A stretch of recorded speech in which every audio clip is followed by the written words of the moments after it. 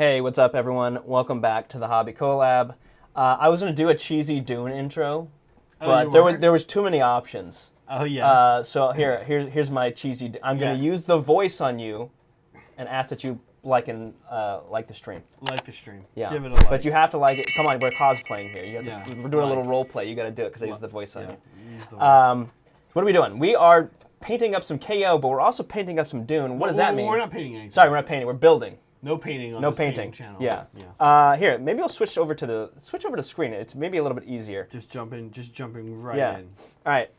See this little guy? Yeah, this is super cool. This is a Kharadron Overlord, but you might notice something. His face is a little weird. He's a little out of focus. So after we'll show you a picture in a second. There's a scene in Dune that has some Harkonnen soldiers, and they have these cool, like I don't know, astronaut helmets or something. And that's how I'm going to paint up my Kharadron Overlords. They're going to be in black armor with these bubble helmets, and so they're all going to look like this. I've also got an Admiral right here. Here you go. You see his little face there. Yeah. I'm going to put that on. Now I'm going to glue these on later because I want to paint them separately, but this is what it'll look like. Right? Oh, okay. So you're gonna. Oh, right. Because you're gonna do these like black and reflective. Right? Yeah. Speaking of which, yeah. Why don't we show them the picture? Okay. Yeah. We have some inspired here. Yeah. If you're unfamiliar with the Dune movie, or if you need just like a little refresher. A little refresher here. This is kind of what he looks like. Right. There we go. Just ignore the weird Instagram Reddit thing in the bottom. Saran and I today learned that this scene has been built where that white box cannot be removed. So if you have a generic inspiration, you just have to fill it with some image. Yes. So that's this is the basis. So I'm trying to keep it very simple. It's going to be black cloth with dark black metal and a glossy reflective helmet. Very easy to paint, very fast to paint. But I think it's pretty striking. I think it's going to be striking. Now, I asked you what you were doing for the bases. Can you talk to us about that a little bit? Okay, so obviously in Dune, they're in the desert. Yeah. But as we talked about before, if you just use sand, it can be a little boring. Yeah. So basically what I'm going to do is I'm going to start with a base of sand, put a little bit of probably an oil wash or maybe a standard acrylic Agrax wash. Okay. Then a dry brush, and then a little bit of red pigment powder to represent the spice. That's cool. I think the thing that's weird about sand, boring is a good word for it, sorry. Yeah. What I found is one of the weird things about working with sand as a basing material is, let's say you put your glue down, your PVA. Yeah. You put the sand on top of it. You give it a while to sit, and it basically becomes like cement. Yes. Like it forms this really solid layer, but it gains a lot of weird transparency. Yeah. And it looks like crap. So you have to keep putting layers of it on. Yeah. And I think if you want to do any kind of build up, you probably have to do like milliput or something. Yeah, a little green stuff. Some green stuff. Something rather than actually try to build up your own Dune. Yeah.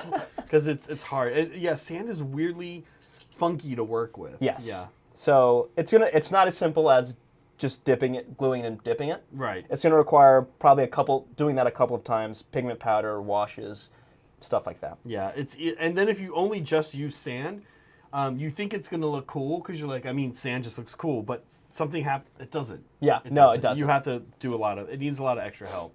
All right. Yeah. So what are we building? Yeah. What am I building? You are going to be building these. I can't decide whether I want you to build the Sky Wardens or the Engine Riggers. The Engine Riggers are a little bit more elite, but they're also they can heal the ship.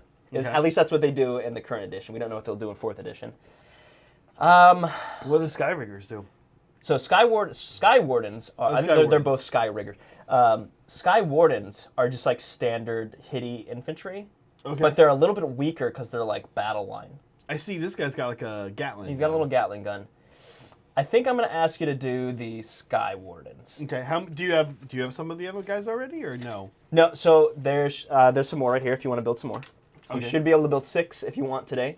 Okay. Are you going to do like 6 and 6? I'm going to do 6 and 6. 6 and 6. That way, if I feel like I'm actually going to do all Sky Wardens today, and I'm going to have 12 Sky Wardens, no one can tell the difference. No one can actually tell the difference of these. Yeah. The way I'm going to paint these up is we don't have a picture for it, but if you've seen the Dune 2, the movie, the way that the Harkonnen like sand crawlers and machineries, it's like this very dark metal. It's like a very dark metal, but the retrieval vehicles have this canvas that's almost like white. It's like a white balloon. So it's gonna be perfect for these because they have the little thing that's essentially a little balloon. So they're gonna be black and white essentially. Is this the same thing twice? No. No. Okay. It should only build 3, so I don't think it should be the same. Okay. And I do have this over here, though. I think this is... That's, two of these, it looks like. Here, I'll give you these if you want. No. No? Okay. Well, Meanwhile, no, I'll build... wait, this is going to build 6 or 3? 3. And this is the other... Because this is part of the Vanguard, and that's a separate box. Got it, okay. So you want me to build 3 Sky Wardens? Yes. 3 Sky Wardens, leaving the ball off. The ball... the balloon part. Yeah, the balloon part off. Okay. Meanwhile, I'm going to be building a frigate.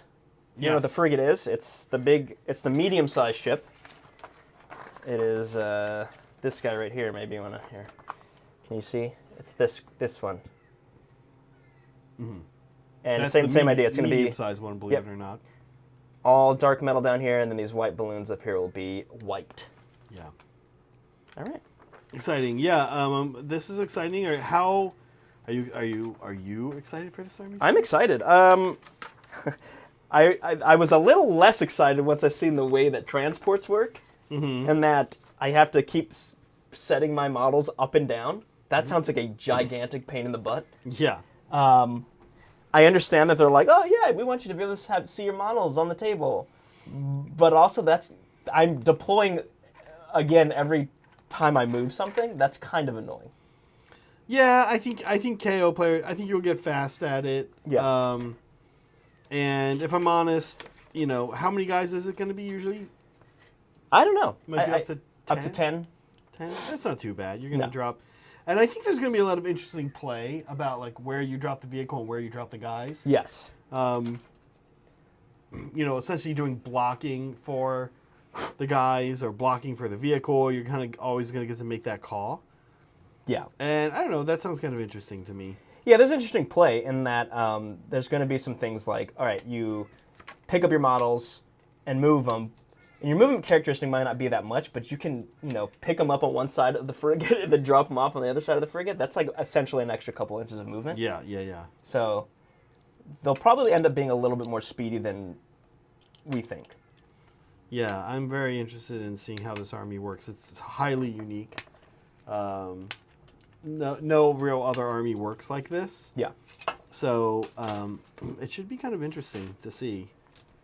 I think the first time I never played a single game against the new book, and I guess now I'm not. Yeah, never will. But the new stuff, the new index looks very interesting, I have to say. Yeah, interesting army. I think people were kind of wondering if they would all Dwarden would get folded into one faction. No, gosh, I hope not. No, I don't think so. It doesn't really make sense. It doesn't really make sense. It's like they're very different. Yes. Kharadron and Fire Slayers. Yeah, more so than Cruel Boys and Iron even Jaws more so than that. They're like insanely different cultures. I think they're if allies continue to be a thing, which I think they probably will be, then it kind of makes sense that they're allies, but that's sort of about it. Yeah. Okay, D12. Where is D12? There we go. 1, 2. And so the part of the reason, there's a couple of reasons I went with this scheme. 4. Yes. I almost don't want to say what my other idea is because I feel like people say you should do that instead. Okay. But I'm going to say it anyway. Okay. My original plan was I was going to do these in the do you know what World War I Dazzle camo is? Yeah, so you showed me this. Yes. Yeah. I was going to do them in World War I Dazzle camo initially. Yeah. It's like black and white stripes, basically. Yes, black and white stripes that are all kind of all over the place. Diagonals and stuff, yeah. And I feel like that would actually be really cool, but that would also take forever to paint. Yeah, I don't know. I think you kind of made the right call. Like, This is a little more like, they're not like Harkonnen exactly, Yeah. but they are kind of like greedy opportunists essentially, right? So I think I kind of like the tie-in with that as well that you're getting here. Well, the idea that they're like extracting resources. Yeah, exactly. Maybe. Now, sorry, would you have done the bubble faces heads too? No, No. I wouldn't have done. Yeah, I think the bubble heads are going to be really cool. Yeah. And I have to be honest with you, I've seen a lot of people do bubble heads for with the ball bearing. Yeah. Not a fan. Not a fan. Yeah, the ball bearing does not work. I think it works really well for Votan because they have actual robot units that look exactly like that. For a human, though, I kind of agree with you. I think maybe I've not seen somebody. Somebody's going to be able to show me one where they're like, oh, this guy used ball bearings and it looks awesome. Every time somebody's like, oh, look how cool it looks with ball bearings for the robot guy, I'm like, no. No? No, I'm like, no, it doesn't actually. I was like, I think they used the wrong size. Right. It's always a little too small, right? Or too big. Yeah. I've seen it both. Everyone always seems to use the wrong size. The ball bearing thing, the concept on principle is cool, but I think you kind of need an actual like 3D printed, third party, well made part to do this. Like, oh, speaking of which, maybe we should show these off. Even with Votan, yeah. Switch me to the. So what we're actually using for these ball helmets, these astronaut helmets, is bombshell miniatures. Someone in our Discord let me know. If they're in chat, let me know. I forget who it is exactly, but these were recommended to me. I think these are normally used on like Leagues of Votan and like Space Marines. Okay. You said you saw some Space Marine scouts. Yeah, I think it was Space Marine scouts I've seen these on, and they looked pretty good. It makes them look like they're fighting in, like, they're like NASA guys.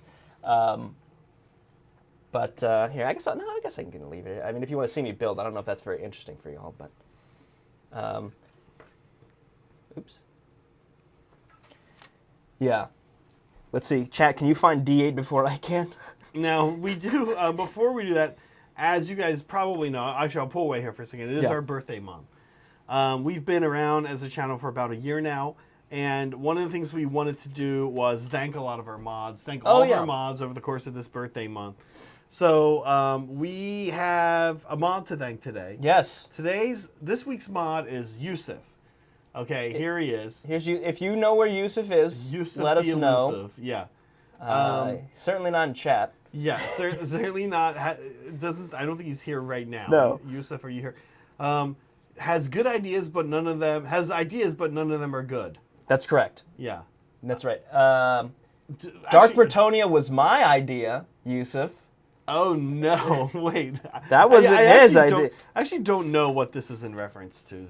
Do you know what this one's in reference to? Yes, that was Yusuf incepted me with this Dark Bretonia idea. Oh, okay. He had mentioned that someone had done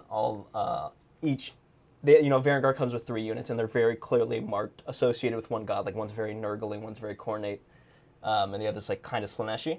I'm sorry, Zinchian, excuse me.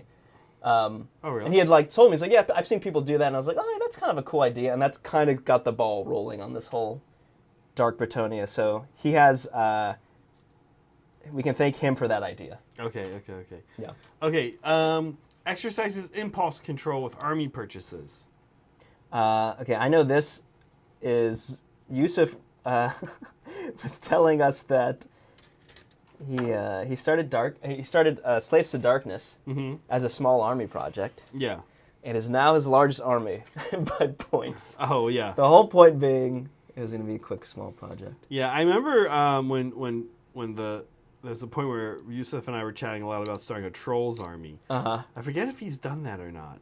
I did not because Steven ended up finding a Trolls army on eBay for a very good price. That troll army we have, Steven has that we have here down here. He got that off eBay for I want to say for sure under $1,000. It might have been. It was like kind of even. Was it like absurdly low for how much you got? Absurdly low. I remember thinking like, "Wow, you got a really good deal," and he was like, "Yeah, definitely." Okay, gives you memes you didn't know you needed. I don't know this one. I don't know this one either. We should go over these. Ahead of time. with Meg. Yeah, Meg, explain. explain, Meg. You're in chat. Great taste in horror movies. I again don't know this one. I'm assuming he doesn't. I think he actually does have good taste Oh, in okay. horror movies. Yeah, so that's the problem. Is like we don't always know which one of these are sarcastic or not sarcastic. And then it's his birthday. I Yes, think this is actually his birthday. this is actually his birthday today, right? Yes. Yeah, as of the day of which streaming. definitely helps probably explain why he's not here. He's probably doing some birthday stuff. Listen, But what I mean, I've never come on. seen him in a stream. It's a little late. It's a little late to be doing birthday stuff, Yusuf. I'm not even sure Yusuf is real. Yeah, he might not be real. Anyway. But we do thank Yusuf for his service. He's been around with us since the start. He's an OG. He is an OG. Yusuf, thank you. Yes. Hope you're getting excited for 4th Ed. Yeah, I don't remember if he ended up getting that the Trog Trog army or not. But Wow. Yusuf, thank you. Thanks, Yusuf. We hope you're found soon. This picture of him is so funny. Okay, yeah, man, I'm immediately like Are you in trouble? Feeling like this doesn't fit, and I don't understand why. I mean, it kind of does, but I have to press it in. Is it? The first one didn't have that problem. Well, it's because there's this shit. Is there some there's stuff there? Yeah, there's screw in the- Yeah, yeah. Not on this side, the inside. Right there. Oh yeah. Okay. These are very small models. There's not much wiggle room. No, they are pretty small. I guess it kind of makes sense why they're 1 wound. Yeah. Although I think these ones are 2. The ones you're building are 2 wounds. Oh, so then You'll see though, they're gonna look a little bit chunkier yeah. compared to these guys. Those These guys are guys. tiny. Okay. Did I ever show you these compared to like a Varangard? Let me see. I might grab. It's pretty hilarious. Like the size Yeah. difference between little puny sky dwarf. Yeah. All right. Here's a standard Varangard. All right. Right. Here's a Varangard. Yeah. Here's the dwarf. I mean, He yeah. doesn't even come up to us. Here. Here, yeah. I mean, it's All right. that's Varangard. Right. yeah. Dwarf. He doesn't even come up to his leg. He's yeah. Little guy. Oh my gosh. Yeah, he doesn't even come up to his knees. These are little guys. Yeah, all Fire Slayers are 2 wounds. Saw, but not all Kharadron are 2 wounds, which is a little weird.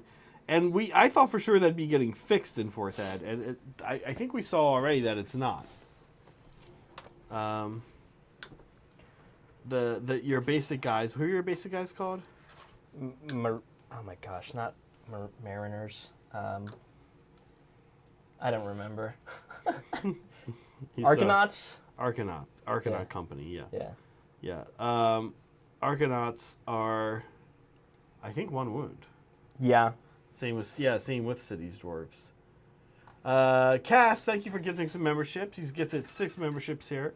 Oh, thanks, Kaz. Thank you, Cass. We appreciate it, We as got Bob always. Rob. Yeah. Bob Rob, yeah. Nice. All right. Appreciate it. Helps us keep these flashing lights on. Yes. Fire Slayers are completely yoked. Yeah, that's fair. Yeah, I don't know. I was a little surprised. Like, you feel like you're going to see, if dwarves are 2 wounds, dwarves are 2 wounds, right? They're making a statement on how city dwellers are weak. I know. I'm a little surprised that the Fire Slayers kept that, and then they were like, nah, we'll make all other dwarves 1 wound.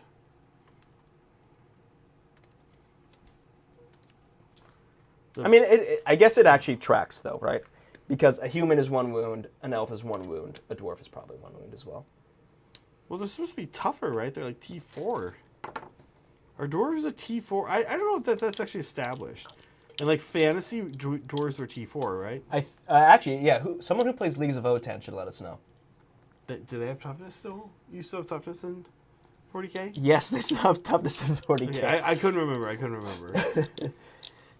I'm pretty sure they're T4. Yeah.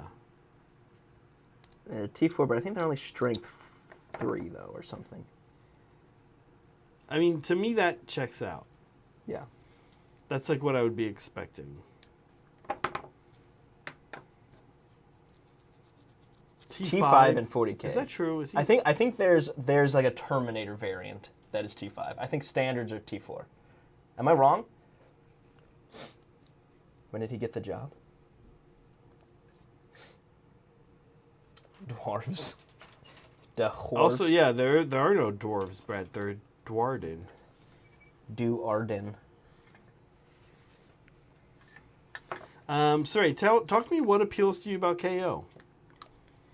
The boats. The boats. I like the boats. What do you well, because you were in the Navy? No, because the boats are because they're fucking cool. Just because they're cool? Yeah. It's not. Are you sure it's not because you were in the Navy? I am positive. As someone who was in the Navy, I did not like boats.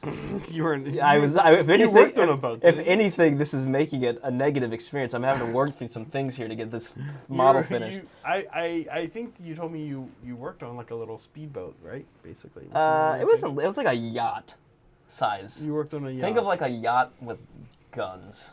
You worked on a yacht. Speedboat, somewhere between a speed. It was somewhat like this, except for a frigate's a real thing. In the real Navy. Okay. You know. So it wasn't actually. And that you could probably fit like 10 people on it. You know, I'm looking at. Sorry, a quick aside. I'm looking at the heads here. They're cool, but I think yours are. The bubble helmets are. The bubble helmets are going to be really cool. Yeah. I'm not going to save them when my Stonehorn crashes into it, but yeah. they will at least look cool. I feel like you shouldn't be able to attack my ships. They're in the air.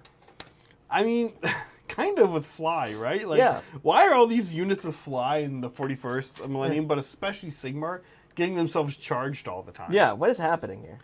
Regular dudes are T5. Really? That's...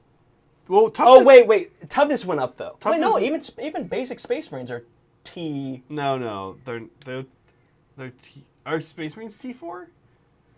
Yeah. Regular Space Marines are still T4, right? Unless they went up to T5. It's been a minute. And all I use are aggressors, which are T6. So I actually don't know what a standard intercessor is. I haven't played a game of the new edition. I'm pretty sure a standard Space Marine's T4. And then a Terminator's T5, and then an aggressor's T6. I'm fairly certain. T5, but one... That's... Honestly, I have to tell you that... This is why I'm not playing 10th edition. I've brought this up before that, like, I feel like, and we all credit Matt Rose to this, because he seems like he's really positively psychotic about things making sense with stats and everything. You know, his move was it was his move to do the, like, this is what an elf is. Yeah. Don't care that's an elf hero. It still does this. Yes. If we want it to hit harder, if we want you to think that it's a little more graceful and it gets more hits, we'll give it more attacks. Yeah. Yeah, right? So this elf, this is your basic elf. He hits on 3s and wounds on 4s. Yes. Okay, here's a hero elf. We'll give him a better weapon. Yeah. It'll have better red. And instead of having 2 attacks, we're going to give this guy like 6 attacks. That's how you're going to know. But as far as what you actually need to roll in the dice, still, it's an elf, right? That's wild. Like, so Space Marines are T4 2 wounds. Votann are T5 with 1 wound. And, you know, I'm one of the people that have talked about this before, that I've always sort of imagined that wounds didn't just mean how actually tough something was. That was part of it. But another part of the equation, and this is why, like, you have a Fireblade, a Cadre Fireblade, right. Tau hero, who's 4 or 5 wounds, or whatever he is, right? Right. Because I always kind of thought that it also kind of meant, like, their heroic, their, like, prowess in combat. Right. Right? Like, you throw a green Fire Warrior in battle who's only maybe been in a battle or 2. Like, he's not going to know what he's doing. I mean, maybe he knows what he's doing, but yeah, he's not going to be as wily. He's not going to, like, you know, like a Hormigaunt jumps onto him. He's just going to die. He's either going to die or he's going to kill the Hormigaunt. Yeah. Right? The Cadre Fireblade, you know, a few Hormigaunts run into him. He's like... bashing him with his gun. He's like, he bashes one and he pulls out his pistol and blasts the other one while he's on the ground. It's that heroic stuff, right? Yeah. Except for a Tau would never do that. Just Tau, yeah, are the best example for that. It's just what I happen to know. But I've always kind of imagined that's why heroes have more wounds. Yeah, right? yeah. They've got that extra spunk in them. They've got a lot of spunk. But I have to say, wounds is plot armor. Yeah, exactly, wounds are plot armor. Yeah. But I have to say that like that just is not helpful. Like as like why are Votan T5 1 wound? That is so wild. I can think of why. So 1 wound is because they're non-augmented beings, even if they are tough. T5 is because they have higher tech armor. But is my reasoning. Non-augmented are orcs 1 wound or 2 in 40k? 2. But they're not augmented. So there's like no consistencies. Is the point? Yeah, there's the thinking isn't forward because I think orcs are also T5. Oh, are they T5 1 wound? Actually, I think orcs are also T5 1 wound. Oh my god. Clearly, you can see we're not up on our we're AoS brain right now. And speaking of AoS, I mean, it does drive me a little nuts that Fire Slayers are they've made this deal about consistencies. Mm-hmm. It looks like our door and there is not consistency between Fire Slayers and now to their credit. To their credit, to a point, like Fire Slayers and Kharadron Overlords are very different. Yes. Daughters of Cain and Deepkin and Lumineth are, I guess I'm going to posit less difference between those three armies. Yeah. Those are the three elf armies in the game right now. They are less different than the difference between Fire Slayers and Kharadron Overlords. I agree with that. Kharadron Overlords are uniquely different from any other faction. Yes. There are a few factions that go out that are like, wow, that faction is very uniquely different. Yes. Kharadron are absolutely one of them. I would say, oh my god, well, I don't even know. Who else would be that? Gargants, just because you're playing with like a handful of models? Yeah. Like, like Fire Eaters and Tau. I resent that. I mean, but I don't disagree. You are playing the Tau. Everybody does say KO or the Tau of. Yeah. You've become what you hate. I know. Yeah. Now when you get back really into 40k, you're gonna be like, you know what? I'm gonna pick up some credits. I think I'm gonna pick up some. You know what? These guys are. Hey, pretty can cool. KO get some freaking Kroot? That'd be dope.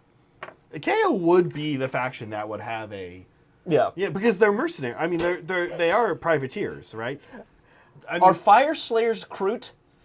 I mean, I'm gonna ally them. If you thought about who they were gonna hire to do their ground, to do their like dirty ground fighting, it probably would be Fire Slayers. I mean, they talk about it in one of the was it the KO faction focus? They're like, and yeah, oh no, it's Fire Slayer one, where they're like, yeah, and Fire Slayers will like, they'll do work for essentially money. Yeah. So they kind of posit them as mercenaries. Yeah, of order. I think so. I feel like this is deep lore. Yeah, no. Currently, I don't think any of the dwarf and elf armies are allied. I feel like daughters would, because daughters just love killing. Yeah. And if they're like, hey, you get to go kill, especially chaos. Fire Slayers are mercenaries. Yeah. Yeah, especially chaos, right? If you were like, hey, Marathi, we'd like to hire some of the girls to do some murder for us, and you get to murder, chaos followers. Ooh, count me in. I feel like they would do it. I mean, yeah, they just love murder. Yeah. So just a big fan of murder. They're just in general a big fan of murder. Otherwise, I don't know. There really isn't quite that like gritty mercenary Kroot style faction that the 40k universe has. Sorry, I almost said something. I'll just say it. So like, yeah, I think KO needs like, they need to hire some like mercenaries, some like ground mercenaries. Yeah. And I think that'd be, I don't know if it's gonna be Fire Slayers, but it should be someone. Yeah. We need our Kroot. What's like a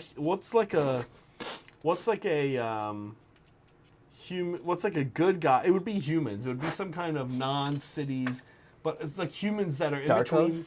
It'd be humans that are in between those who have pledged to chaos and those who have, like, are from the cities of Sigmar, right? It'd be some kind of human in the middle. I mean, I could still be from Cities of Sigmar. It could be. I mean, they do work with Greywater. No, that's dispossessed though. Isn't there a folk? Oh no, what is it? Yes, it is Greywater Fastness, Yeah. right? That's not That's KO, though. allied with. That's not KO. One of them is allied with KO though. Tempest Eye. Oh, Tempest. It's called Tempest Eye. Is a city that's like allied with KO. Yeah, Ty. Thank you. Yeah, Tempest Eye. Yeah, so they are, and historically that's, and I'm sure if there are allies, like cities are allies with every Order faction except for. Actually, I think every Order faction, they might not be allied with Seraphon. I could see it. Just because Seraphon are like, nah, we don't really. We don't really. Yeah, we listen to the frogs. Or maybe it's Sylvaneth. I can't remember. No, Sylvaneth can't be allied with Greywater Fastness. I could see that. Yeah. Oh wait, there's actually a book about. There's a real. Okay, look, I don't know if people read AoS books. Yeah. Or listen to AoS audiobooks. There's a really good one about some people who are from Greywater Fastness who go out into the wilderness. Yeah. And there's like Sylvaneth. Yeah. Dude, Sylvaneth they're mean. They're scary. They're very mean. They're not nice. No, the book is very like. And they're very It's like Witcher, The Witcher, and like Wicker Man. Yeah. It's like it's a horror story. It's pretty great. Yeah. I've been wanting to read some of the horror stories. That they have that horror series. Yeah. And they do both 40K and Sigmar in that series, I think, right? Yeah, it's really good. And honestly, I sort of think like from a lore and reading standpoint that both of these, especially 40K really, even as a Tau player, right? Yeah. 40K really should be like thought of as a horror genre. Yeah, I think I think that's when it's at its best. Yeah. Honestly. Yeah, I mean I feel like the Horse Heresy Open Trilogy is very horror. Yeah, I mean it does. It's leaning more into like a war story, but it does have action, right? Yeah, it has like but it's not. It doesn't lean quite as heavily into like pure horror. What is the name of it? I'm gonna look up the name of this book. Where I remember it's like Drisha, right? She's like. Well, it's the other guy, Kurnoth. Oh, that's right. Okay. Well. And also, you learn a little bit about there's a whole weird dynamic within Sylvaneth that I didn't know about. Like how they have infighting. Yeah. Like between Karnoth and Alariel. Right? It's called Dark Harvest. Dark Harvest. Okay. It's very good. I highly recommend it. Even if you're not into like AoS, it's like a good kind of creepy book. Do I put these backpacks on? Yes, put the backpacks on, but not the tubes. Not that? No, those, yes. Just the balloon part is separate. Okay. But you just called the balloon part a tube. Yes, these tubes. Put these on, yes. Okay. I think those connect the balloons, though. Okay. Interesting. Okay, we do have a poll up, by the way, since we're chatting a little bit of Dune here. About what from the movies, what's the coolest faction? Almost inevitably, a miniatures game will be made in the coming years. You'll be able to play that game for 1 or 2 years, and then all of the miniatures will be available on your local game store for 75% off. Which one of those factions are you going to waste your money on? Probably not paint and have it in your closet. And then make no profit when you try to sell it at a flea market 10 years from now. Which one are you guys going to do that for? What would you do that for? Which one are you? All right, look. Zach was making fun of me because, well, he was making fun of no one by saying someone's going to say, actually, I would choose this faction because the 4 factions we chose are like the most generic. Well, I picked, I went on my, I was like, right before we went live, I made this poll. Yeah. And I put in it, from the movie, because otherwise some nerd's going to be like, well, actually, if you read all the Dune books, the coolest faction is actually in this book, and blah, blah, blah. And then Saray immediately was like, Yes, you're right. I am going to do that. And I was like, wait, are you joking right now? I thought he just said one. I was like, wait, did you just make that one off the top of your head? And you're like, no. And then he kept going on and on about it. I was like, wait, are you serious? Is this a real one? Yes. And he was like, yes. Yes, this is real. Okay, okay, of the ones from the movies. Yeah. The 4 I put up. First of all, Atreides are lame. Yeah. I'm just saying it. Yeah, I know, right? Atreides lame. They jumped out early in front. They got dunked on right from the beginning. They got totally, and everyone's like, oh, the Atreides are really good, and they get totally wrecked, like a joke. yeah. And everyone's like, oh, well, it's not fair because well, that's part of it. That's part. You know what? Part of warfare is deception. The Atreides are really good if they get to have all their weapons and stand in the middle of the. They're so scary. Guess what they weren't good at? Like Sadokar sneaking up behind them and like murdering them. Well, that means you're not good. Also, I'm not. We're giving off a little bit of. I like people who don't get captured vibes right now. All right, sorry, all the Atreides who died on the stairs. Yeah. Just like their uniforms tied. Oh my god, this freaking guy. This freaking tie. This freaking First tie. of all, this freaking tie. Yeah. This is what I think. Fremen, you think Ultramarines used to be plot armor? Fremen? Bullshit. Fremen are bullshit. They're bullshit. I want Fremen to get totally wrecked. They need a nerf Fremen. I always hate the stupid, like, oh, let's feel bad for him faction that then is like, oh, it's OP'd all. Like, it's the stupid Starks in Game of Thrones. It's like, guys, why would we feel bad for them? They're dumb. Then, by accomplishing nothing, they get everything. Yeah. They're stupid losers who get themselves all wiped out. And then they're like, oh, now we'll just sit back and win. The Starks and the Fremen, like, I hate these factions. The Fremen get worked. They get tricked by Paul, so I don't feel so bad. Eventually, they do get what's coming to them. Yeah, eventually they get what's coming to them. They just build malls, and they become like mall rats. They become the very thing they despise. They basically like Kevin Smith. Pretty much, they just become like Kevin Smith, like '90s Bill Clinton, Kevin Smith, Coca-Cola. I love it. Yeah. I hate how in the books they're like, oh man, the Sardaukar, they're like super duper scary. They're definitely there's no one that can beat them.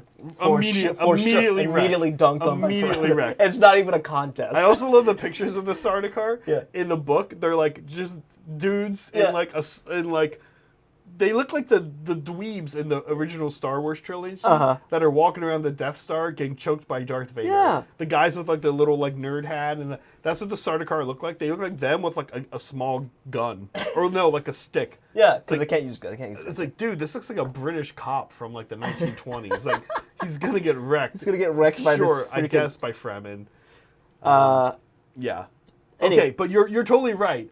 And when I read the Dune, full disclosure, I really like the Dune movies. Yeah. Because Dune is visually really cool. Yes. But I think the story's pretty dumb. I read the book, and I've read only the original Dune book, so before everyone tells me, yeah, actually, you're going to read all the other books, I've said this on stream before, I don't think the original Dune book is very good. Okay, I disagree, but the Frank Herbert book. There's a lot of very cool sci-fi from that time period. I super love like a lot of Larry Nevin, like Moat in God's Eye. Like there's a lot of cool sci-fi from that time period. And like I got into this period when I was in grad school. I was reading a ton of sci-fi from that time period. Yeah. And when I hit Dune, it took me so long to get through it. And I was like, I am not enjoying this compared to the others I've been reading. Okay, so all right. That being said, Ty's right. We are dunking on every faction. We haven't talked about the Harkonnen yet, but all right. So back to this, right? What of these four was your favorite? Of these four, and from the movie, which who are cool? The movies. I gotta tell you, they all kind of suck.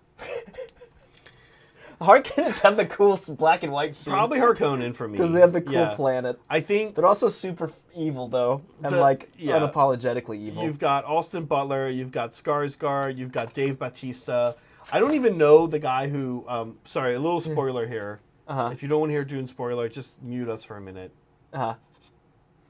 In the first movie, the advisor guy is super cool too. He dies when Papa Atreides bursts his poison tooth thing. Oh, you mean Leto? No. When Leto Leto does the poison thing, this guy dies as a result of that. But he's Piter. That guy's super cool. The one who goes and talks to the Sadokar leader and stuff. Like that guy's super cool. Like all of the Harkonnens, like the actors who play them and like their portrayals are really best cool. cast. And that's often the case where the villains are like really cool. Stellan Skarsgård. Yeah, crazy. Stellan Skarsgård's great. When he's like sitting there eating his ham. Eating his ham before he kills him. Bone. Yeah. I love. Yeah. Oof. Have you made up your mind yet? Seeing as I'm building a Harkonnen-themed yeah. Kharadron Overlords, I feel like the answer's got to be Harkonnens. That said, I have to be honest with you. If I was playing, if there was a miniatures game, and I was like one of those people that had no common sense and didn't realize the game would only last for 18 months and then never be around again, I actually probably would play the Fremen. I think my guess is that their play style would most suit me. They're definitely the Gene Stealer cult. They're goofy. They're not goofy, but they're going to be sneaky. They're going to be hit and run stuff. And Harkonnen are like famously crap, and I mean that was kind of what they said, right? Like, no, they said that they fight dirty. Okay, here we're gonna switch gears a little bit to a different game. Okay. That's also Dune though. So there's this game, Dune. It's the game from the '80s. I've talked about this a bunch. The board game? Yes, it's called. There are several Dune games though. It's not. It's just called Dune. It's not Dune something. There's like a subtext or whatever. Okay. Just there's this game from the '80s. And here, you want to switch to this? I can show people where I'm at. Yeah.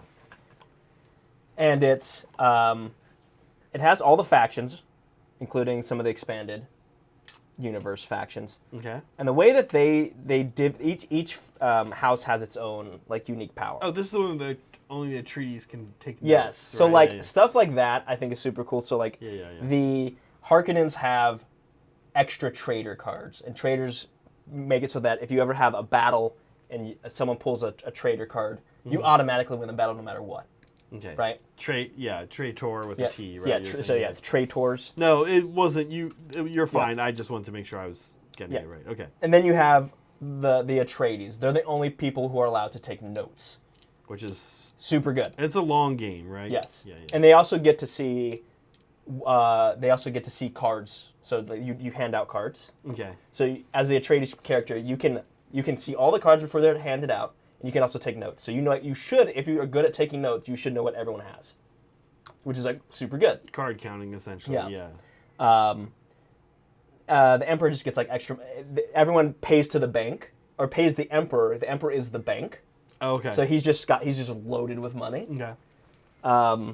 Which is again, it's like super asymmetrical. Sort of like Axis and Allies, but even more so. Yeah, even I would say more significant. Axis and Allies is asymmetrical just in kind of who starts off with what and where. Yeah. There are their vulnerabilities, right? But they all kind of play by the same rules. Yes. Okay. So sorry, don't put these on? No, put those on. Don't put the balloons on. Okay. The ball part. Okay. And then I think the Bene Gesserit, their rule, they have some like very minor rule, but their like big overall rule is at the very beginning of the game before it starts. They say who they think, who they write down when they think the game is going to end, what turn the game ends. Okay. And if they're correct, they win no matter what else happens. So if somebody thought they won on turn 6 or whatever, and then that player reveals... No, I said the game was going to end on turn 6. They win automatically. Oh, they basically... So, like, you can win and then just not win because of that. That's pretty cool.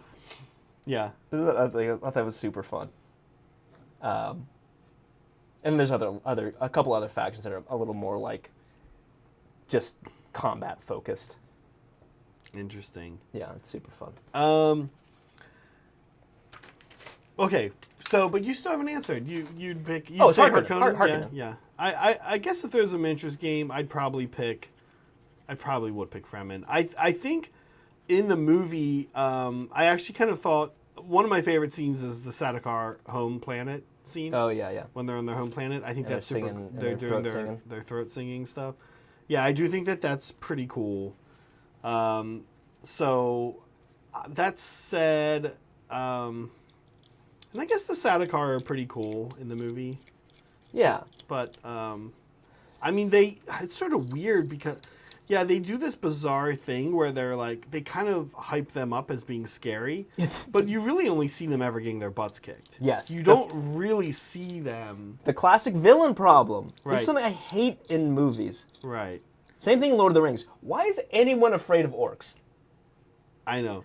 They're constantly getting their asses some kicked. mindless rabble. These are Urukai, and then they're just like totally wrecked nonstop by Legolas. By one elf. One elf and a dwarf and a man.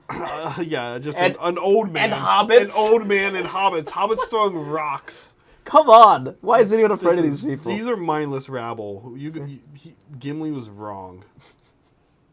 Anyway, that's kind of the problem with the Harkonnens and the Sardaukar in Dune. Yeah. Well, like I said, I kind of remember them saying that the Harkonnens are not actually that good at fighting. I remember reading that or something in the book. Like the Fremen didn't think the Harkonnens were a threat. Well, that's because the Fremen are overpowered. The Fremen are OP. No, it's the Sardaukar who are like, oh, they're super powerful, and the Fremen find them and they're like, whatever. Yeah. It's like, what? Yeah. What? Yeah, You can't do that. I know. First of all, how dare you? But even like Jason Momoa, he's supposed to be good, and they make a big deal about how like he's powerful too. Yeah. But I mean, he just like takes out so many Sardaukar, right?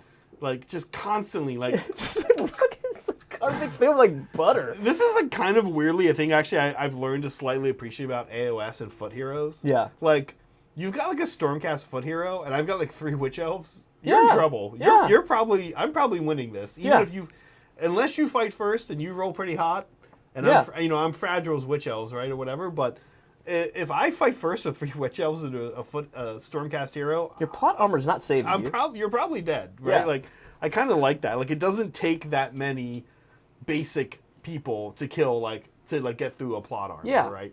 Unless you're stupid Gotrek, which is just a joke, right? Like that, everybody kind of knows that's a joke. Gotrek the joke. Gotrek the joke for sure. I think I might actually finish building this. I didn't think I would. Yeah. It's going pretty quickly. That's good. Yeah.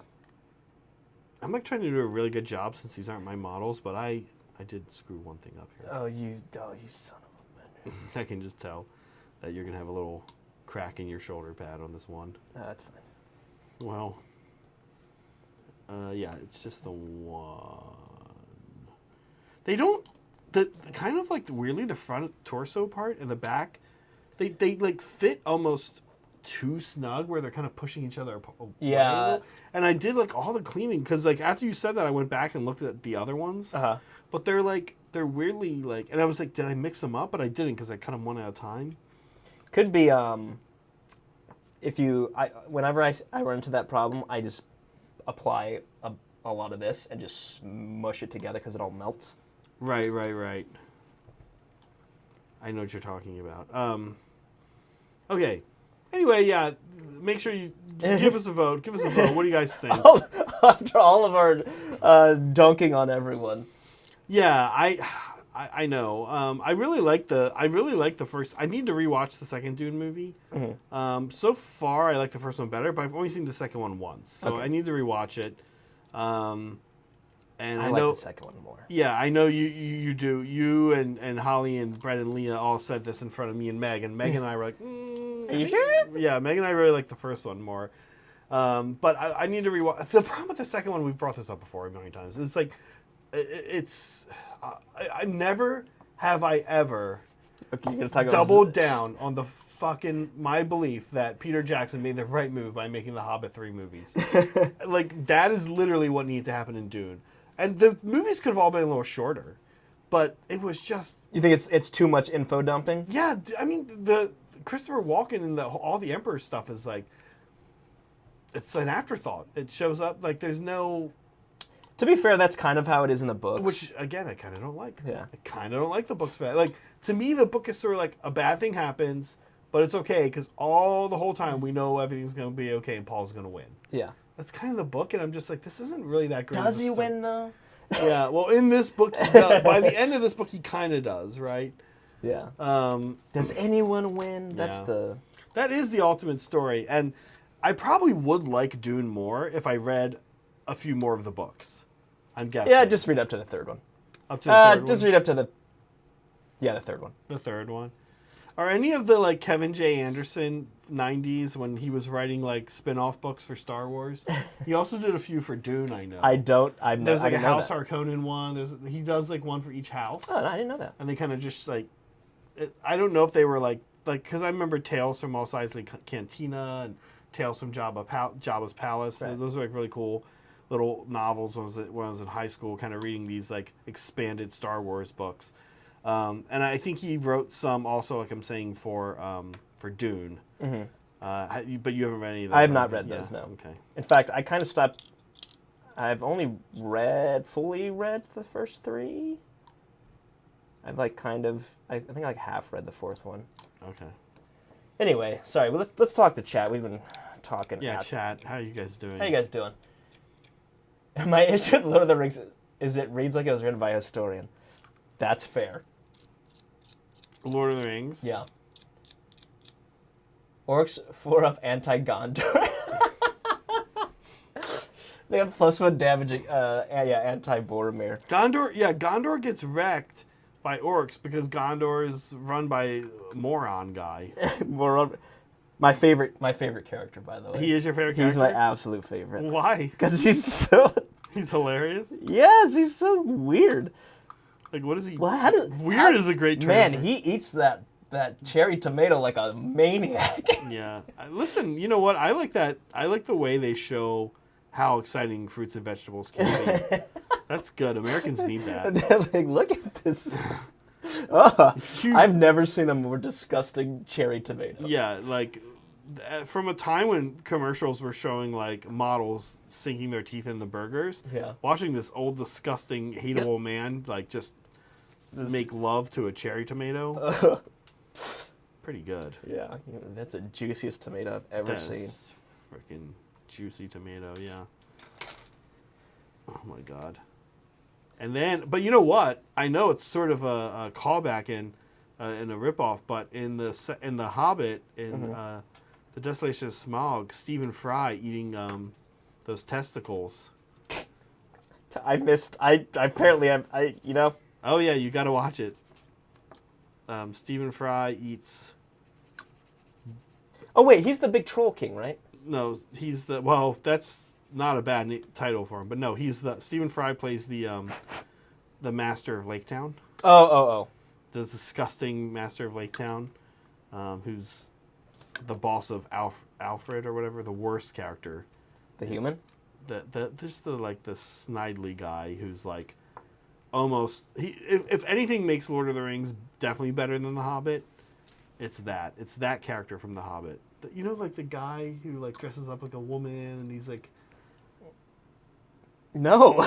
You don't remember this? I feel like there were 3. Maybe I've only seen 2 of the Hobbit movies. Yeah. No, there's 3, but he's in 2 and 3.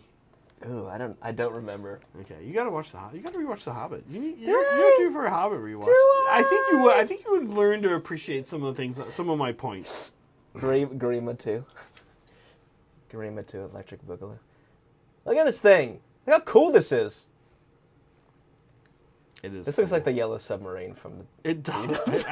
It was looking familiar to me. It was like looking familiar to me in a non-threatening way. Yeah. I was like, what is that? And then you said that. I was like, oh, yeah.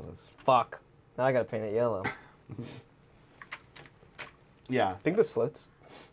Probably yeah, right now. Maybe. It is hollow, so yeah, probably. You know what? I have to say, I've seen people do a lot of bright paint jobs on their Kharadron, non-metallic bright. Yeah. And I don't usually like it because then, things start looking like a toy. Yes. So I'm excited to see you do these very dark. Well, kind of, right? Like, talk to us exactly about how these are, what's going down here. So these are going to be a very dark metallic. And I'm going to do some, probably a thin oil wash of like a tan color to make it look like it's sand on it. Oh, okay. A dark metallic, like you're going to use that Vallejo black? It's probably with a magnesium. Oh, the model color. Yeah. Which is that's like a very dark. Or the metallic air. No, not that one. Metallic. Metal color. Metal color. Yes. All right. Which is airbrushable. Yeah. And also paintbrushable, even though it seems like it wouldn't be. It's great, isn't it? It really is, yeah. All right, so I'm at a point here where I need to make a decision.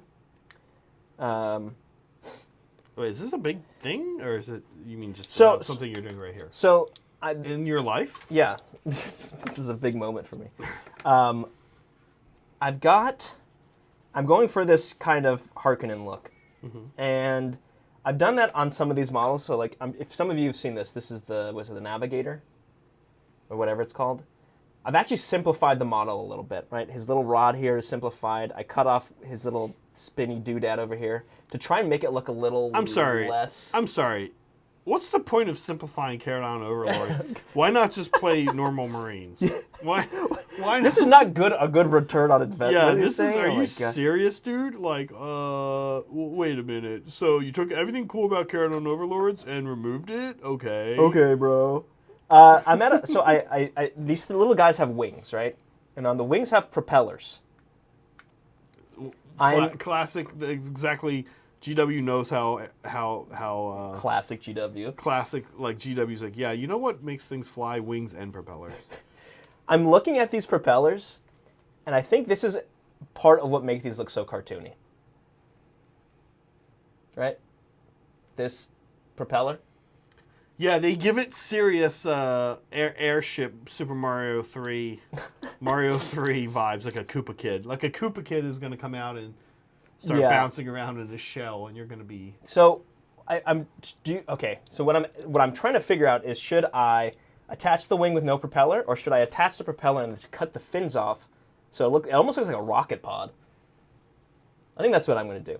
Rocket pods, yeah, I like it. Looks like a helicopter rocket pod. Let's see, D27. Where's that at? I'll show you guys what I mean in a second. Here's the propeller, though, right? It looks goofy. Not that it looks bad. I feel like it fits the aesthetic of Kharadron, but it doesn't. I'm trying to morph. Yeah, I want a little bit less goofy. You want a little bit, like, honestly, the best way I would describe is you're trying to keep some degree of the steampunk, but you're pushing into grimdark, honestly. I'm pushing it. Yeah, these guys have figured out. They said, you know what, Diesel, forget that. I mean, steampunk. We're doing diesel punk. These are diesel punk dwarves. Yeah, I like it. Okay, speaking of diesel, and speaking of our universes, our sci-fi, our fantasy.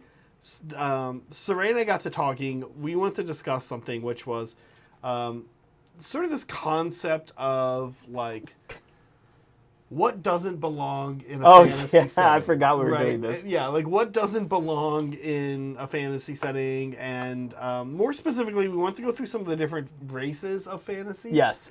And be like, what should they not be doing? Yes. And then, like, could we find find an example for Could we find, like, what's an example of a fantasy race being abused?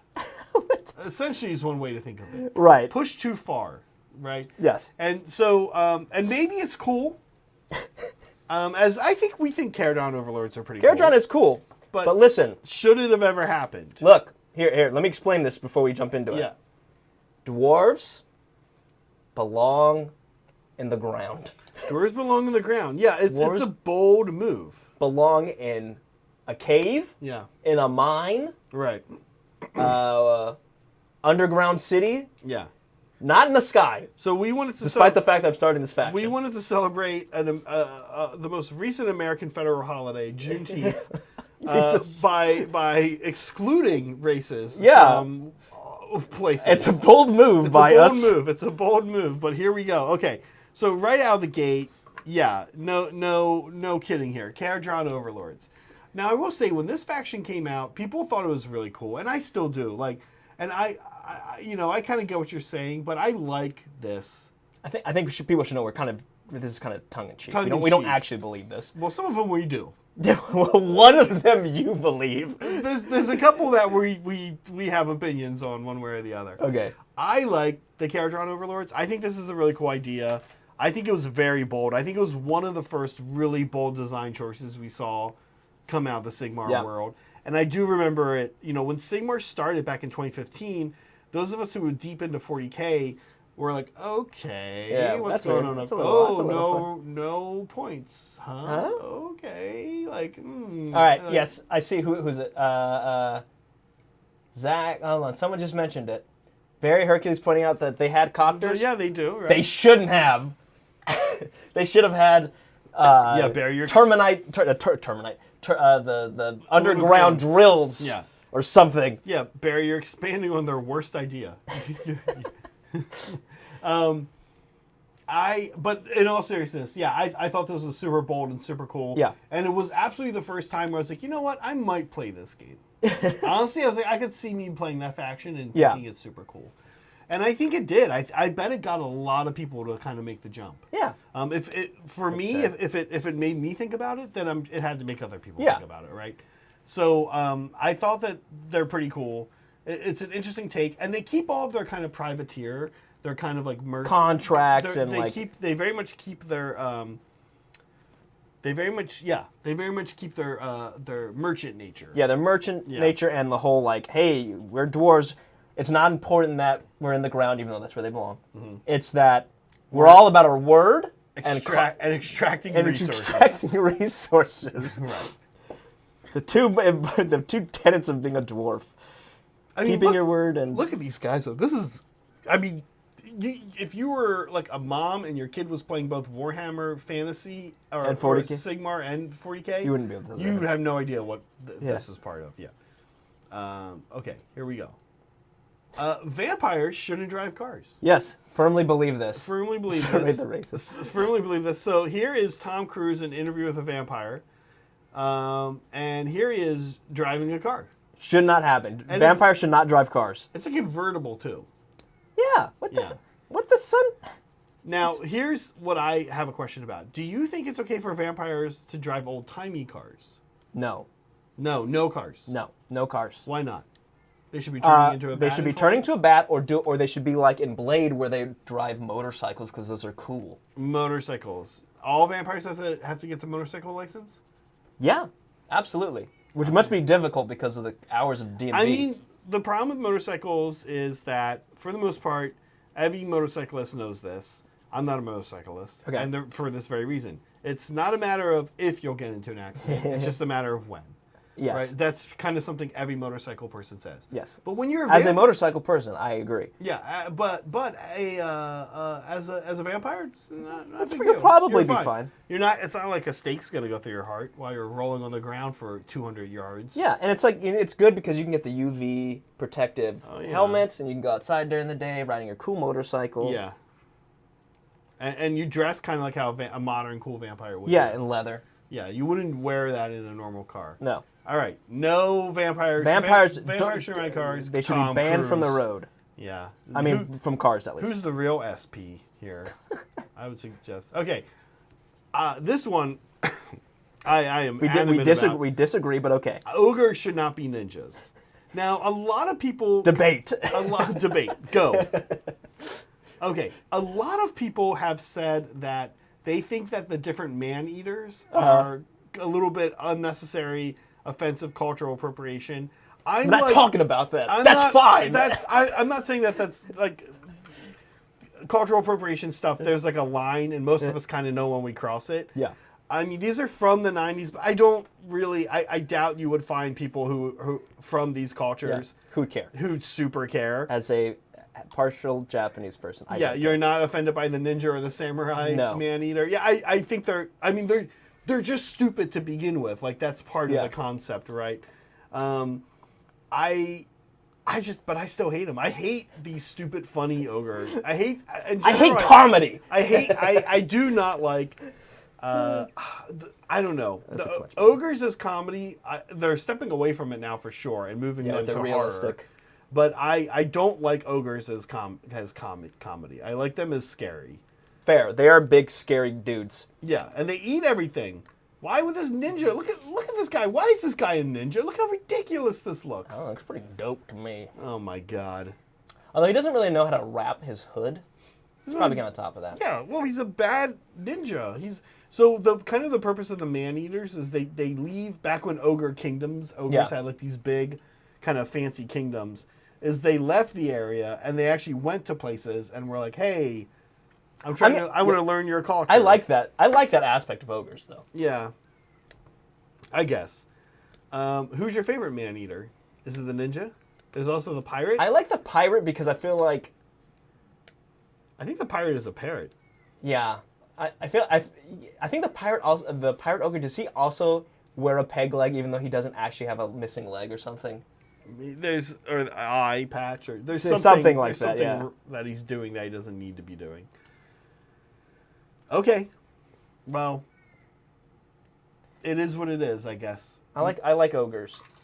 Now, if any of you have seen the movie Bright, you'll know that it pushes fantasy concepts. I'll say it pushes fantasy concepts pretty far.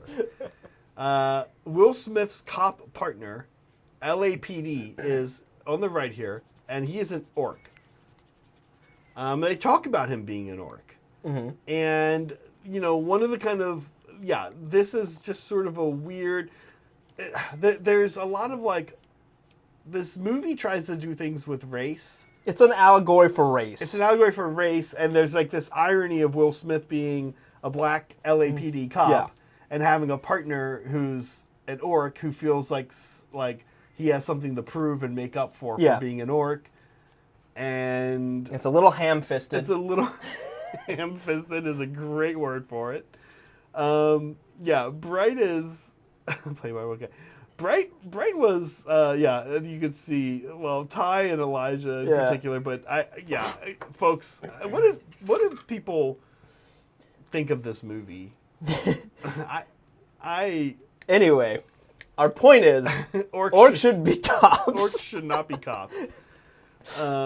I guess orcs can be orc cops in orc villages or like MPs, military police orcs, who keep the other orcs in line while they're marching. Well, Yeah, I know everybody tries not to think about this movie. Hey, everybody, I just reminded you of the movie Bright. It's on Netflix. And if you haven't seen it... And this is a scene from it. This is a movie we should do a rewatch. Oh, we should do a watch along with. We should do a watch along of Bright. I think we're going to do a watch along of Bright in the next few months. This one is definitely made the list. Pretty rough. Okay, last but not least...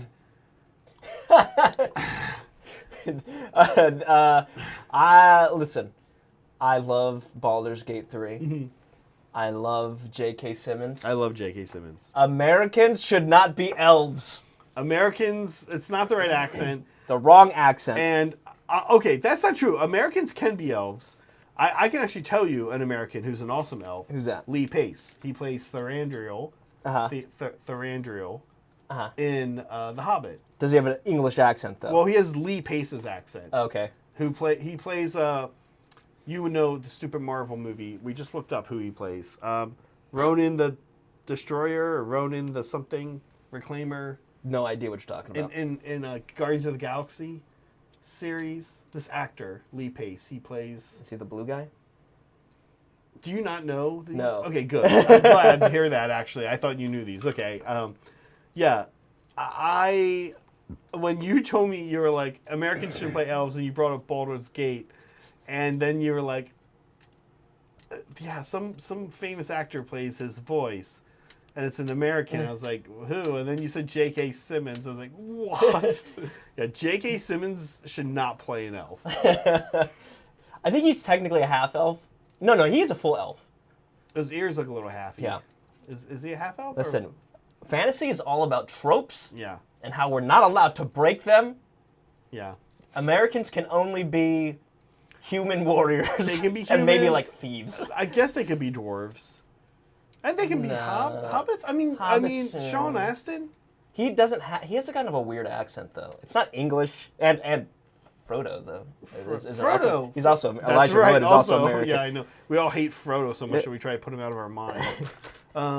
Okay. Oh wait, do I put the fin on? If you can fit the fin without putting, if it requires you to put the balloon, then don't. If you can put it on, if it messes up your ability to put the balloon on later, is kind of what you're saying. Because I think I can. The collar's so dumb, he's gonna die. Yeah. Well, no spoilers. He'll be fine.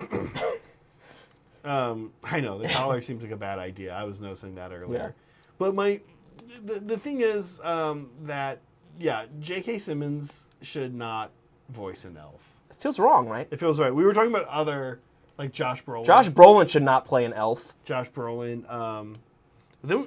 Keith David should not play an elf. Keith David, no. Oh, Billy Bob Thornton. Billy Bob Thornton. Can you imagine Probably Billy shouldn't Bob be an Thornton playing like live action? I want to see. They're making some. Peter Jackson is making more Oh my Hobbits God. after the debacle of. They're like, but you know what? He's They're like, fine. you know what? Get Peter back in here, like, and then Peter Jackson's gonna be like, well, I guess anything goes. Here's Yeah. Billy Bob Thornton playing an elf. Well, I told you. I told you I didn't want to make anything after the original Lord of the Rings. You brought me back in. You didn't learn your lesson. Billy Bob Thornton's an elf now. We were even talking non-Americans like Javier Bardem. Yeah, Javier Not an Bardem elf. probably shouldn't be an elf. Probably shouldn't be an elf. A little too intense. Yeah. In the wrong kind of way. Elves are intense, but no. But Lee Pace. Lee Pace is. You know this actor. Do I need to like show him? Yeah, to you? show me Lee Pace. Lee Pace is like. First of all, Lee Pace is one of my favorite actors. Can we get an elf with a southern accent? Oh my God! Can you imagine an elf with like That's a Billy Creole, Bob? a Creole accent? Oh my God. Hell yeah! Never mind. I'm back on this. You're back on. This is Lee Pace. Remember this guy? He plays Thranduil. Yeah, no, I know who you're talking about. I just thought he had an English accent in the movie. No, he is there. He is right. Yeah. You remember this guy? Yeah, he plays. has an elk. He has in his normal accent. Oh, Yeah. listen, we're canceled. for which one of these got us canceled? Do you think in particular? That's the whole Excluding the whole thing. Saying what different. I mean, I stand by most of these. I think. Tell us how we're wrong, chat. But I stand by these. I think. I'd love to see this elf. I'd love to see J.K. Simmons. I want to see these cutscenes. It's actually pretty. It's pretty good. It's pretty good. It's pretty good. Yeah. He's actually quite good, and it totally fits. Okay. Well, anyway, I'm kind of curious. We were thinking about which we were kind of stretching. We were like, when have different races, fantasy races, been used? When are they breaking the mold? When are they breaking the mold, and is it good or bad? So, but you're actually saying, look, we found 2 good American elves. You're saying that's actually pretty good. Yeah. I think Lee Pace does a good job. Are there any other Americans who play an elf? I think this can go on, and then the ball can go on later. Want to dry fit it? They showed happening at the same time. I kind of want to avoid dry fitting it, but I will. The reason I don't want to is because I'd rather just leave those on the sprue for you. Oh yeah. Just I don't know how you feel, but I hate having things Loose. floating It's around. fine. I mean, We if you wanna- just do it once. It's better to make sure it's right. Yeah. than Be like, well, it's all ruined all because fucked. I didn't want to. All right, let me show chat how these turned out. I think they look much better. Here's the wing with sans propeller. I shaved the propellers off. Yeah, I like it. So now it'll just look like this. It looks kind of like a rocket pod or like maybe a weird jet engine or something. Still looks very Futurama, but yeah. I'm so glad I shaved those off and don't have the propellers now. Yeah.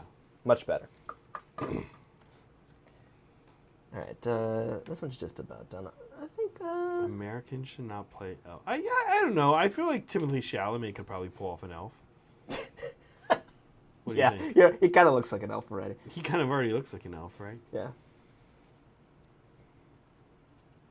And we've already named men. I think American women can probably play female elves, unless they have a hardcore Southern accent. In which case, doubly. But I don't know. I feel like Reese Witherspoon could probably do an elf.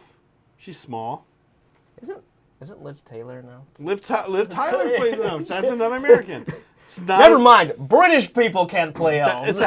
It's a half elf. She is a half elf, and it's not the most demanding role. You heard it here first.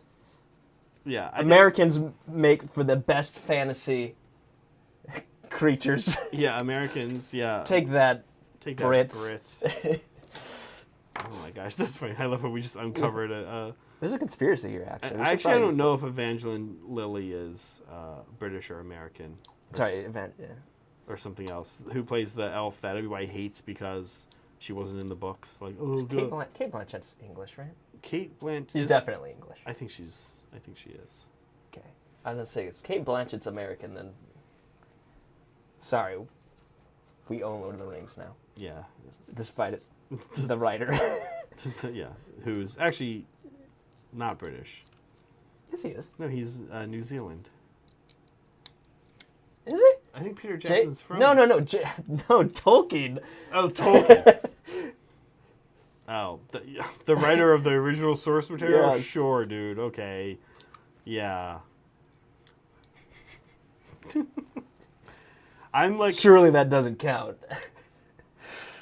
Yeah, I mean, there's the Peter Jackson Hobbit stuff is much better than the original source material. Yeah. Books are not that great, and then it's the same with like all of this stuff, right? Like who cares about the books? Just nerds. People want to brag to their friends that they read a book. I read a book. You know what? Look how cool these would be if they were upside down. If this was the top. Oh boy, we got. Look how cool that would be. Whew. Am I crazy? You know what you could do too, is you could do like some glow coming from Yeah. underneath of it. Oh my god. Oh my gosh. Well, okay. Well, what goes here? What goes here, here, and here? Yeah, those are like anchors and stuff. Where do the guns? Yeah, but what? Oh, the guns man. go here. You might be onto something. But that face is upside down. Yeah, the from is the face. I'd have to defile the face. It could make it look like an octopus or something. There's definitely There's some potential here. Oh, yeah, and and they like rappel down. Yeah. I mean, they would kind of do that anyway. But yeah, there's like some shoots or something that they're like, oh man, what's he gonna do, everybody? I don't know. It's more work is the thing. Definitely right? more work. But is it a lot more? How many of these ships ultimately? You probably have two of these. Two of these, yeah. You probably end up with. You probably Ironclad. end up with two of the biggest ones as well. I think I'm only going to do one ironclad. At least that's what's planned. Okay. And then there's the little. Do all of them look good like that? What about the? That's the littles? problem. I don't think the other ones would look good. No. No. The gun hauler wouldn't. What's it called? Gun hauler? Yeah.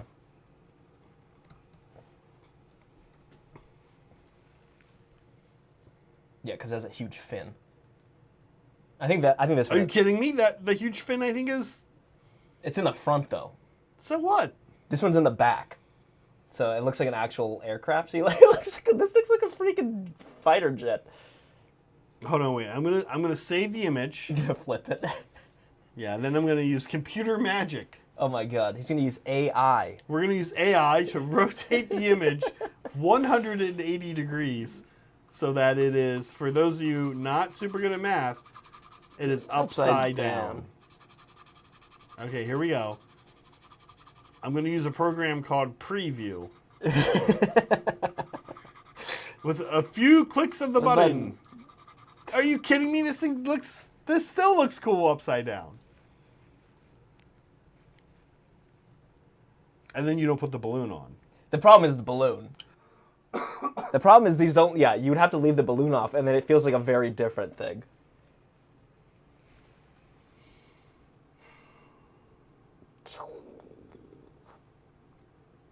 Listen, if any of y'all are doing orc stuff, here's your next idea. Just like an upside down. Yeah. You're sticking with them right side up. I think I'm gonna stick with the right side up though. It's a cool little diorama going on a little bit, especially if you know what actually you should do. What would be cool to do now that you're gonna leave it right side up? You almost want to get more of these guys. Yeah. Or like unarmed ones and have them like working. Oh no, they come with that. Oh, they do? Yeah. Oh, cool. They come with little extra guys. Oh, okay. Cool. Yeah. But I don't know, the gun hauler upside down, I guess you're right. This feels like atomic age. Feels like kind of Fallout-esque. I'm like, okay, well, it'd be nice if I could get this to just, there you go. What's next?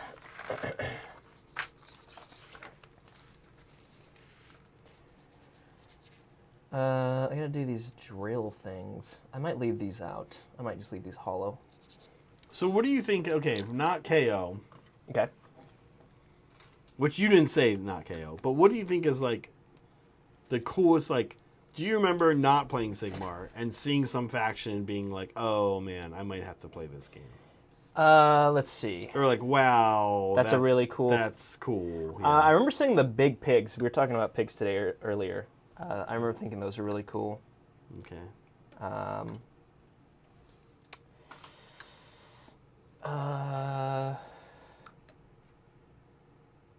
The troll. I don't. Swayed it I from me. currently don't play any of these armies, although I have purchased and started putting together Deepkin for down the Yeah. road. But for me, it was both Deepkin and KO were like, "Oh wow, this game is like doing some Going off the chains. going off." Did our stream crash? Did our stream crash? No. Okay. Sorry, someone said, and I seen it rotating. Let's see. It looks okay. Oh, maybe yeah. But it's a. Yeah, we had Yeah, a it should bit be. rate Yeah. drop. That's not our fault. Oh yeah, these definitely work because it's not even actually connected. There's space yeah. in between. Nice. Perfect. Do you want to paint the fin separate? Yeah, no, put the fin on. I bring it up because if you, okay, I know you know what you're doing and you're talking about, but it is, I don't know. Is that Yeah, what- I want to paint it all you wanna together. paint it all together? Yeah. Okay. Yeah, I bring it up because no. Just, Yeah, yeah. well, yeah, just because to I don't know if you saw, but just yeah. let me reiterate. Let me just show real you fast. because I don't think you're seeing what I'm seeing. It's like you're not thinking the same way I think. So let me explain again, Yeah, maybe. slower. Maybe though. I just show you over and over again. You'll be like, oh yeah. If I keep showing you, maybe you'll get it. I'm a sub-assembly junkie, honestly. I used to be. I hate it now. I listen. You know what? I kind of do too, but I still do. And it's been very refreshing with the Night Haunt because man, those guys are like, nope, no sub-assemblies here. There is like no sub-assemblies. Really? Yeah, I've done several different units now, and no, not really. And honestly, it's instead they're kind of like I've become like a glow effect junkie on those guys, and that's kind of why. Oh, okay. Because anything that maybe you would want to keep, yeah, you're just doing glow effect on anyway. right. Yeah. I'm kind of getting into glow effects now too. I'm kind of a glow effect junkie. This is gonna be a great army for Yeah. glow effect. Are you gonna do glow effect? Maybe. I'm painting a Lord of Change right now. And Oh, yeah. I'm gonna do it like, he's like overpowered with magic. And it's like he's gonna explode because of the magic. That's cool. Also, it just makes it go faster. Yes. It's much easier to paint. Yeah, it's very funny. I've been wanting to, and I have been, honestly. The Cities of Sigmar army really helped me a lot with this. One of my goals, my hobby, back to January, one of my hobby Goals. resolutions was to do a little bit more brushwork, get better at my brushwork. Uh-huh. I also do want to get better at airbrushing, and I airbrush a lot, but man, everything I've been painting recently, because it's like Endless Spells and Night Haunt, Yeah. I've just been like, Whoop. I was talking to Meg the other day, because I gotta stand on my legs here. we will frequently kind of hobby hang, you know, with people in our Discord, and I'll be in this seat and then Yeah. realize like actually I need to we airbrush. got to switch because like all I was going through my list of what I need to get done. It's terrain, endless spells, night haunt. Yeah. There are some other units I'm painting, but it's all like everything's like airbrush Yeah. all the time. It feels like. Sorry, I had to stretch my legs. That's yeah. All right. I'm not going to put these mines together. No one's ever going to see them. What are they? They're like little deployable mines. Oh, like those right are here. cool. Wait, No, so there's more. yes, you put one in each one. Not doing it. You already have some in there, right? Yeah, but this was like so obvious. No, those look cool. Yeah. Yeah. I don't think you need to put anything else in there. Yeah. All No one right. would. No one would. No one will know. Yeah. Okay, what do we got here? We got, So I'm excited. I think this is going to be one cool thing from a streaming component that is kind of fun to think about. Is how something looks on a top down. right. How do you think these guys are going? These guys are going to look cool from a top Yeah, down, right? they're gonna have like a cool white top and balloon and the metal, and it'll look nice. Nice contrast between like the high gloss, high metallic, and very matte balloon canvas. Yeah. All right, All right, it's 6 p.m. We're going to end our poll in 2 minutes at 6:05. Currently, the Fremen are winning. You I know. you guys just... What would you... you truly the Ultramarines of I mean, Dune. to their credit, we hated on all of them. So, I don't know what we would expect. I don't know what we expected, yeah, good point. I guess honestly... I'd probably prefer the Harkonnen, which are losing. Yeah. Whatever, we know what's up. Okay, I can't find 37. 36, 37. Where is 36, 37? There's the ball. There's 36.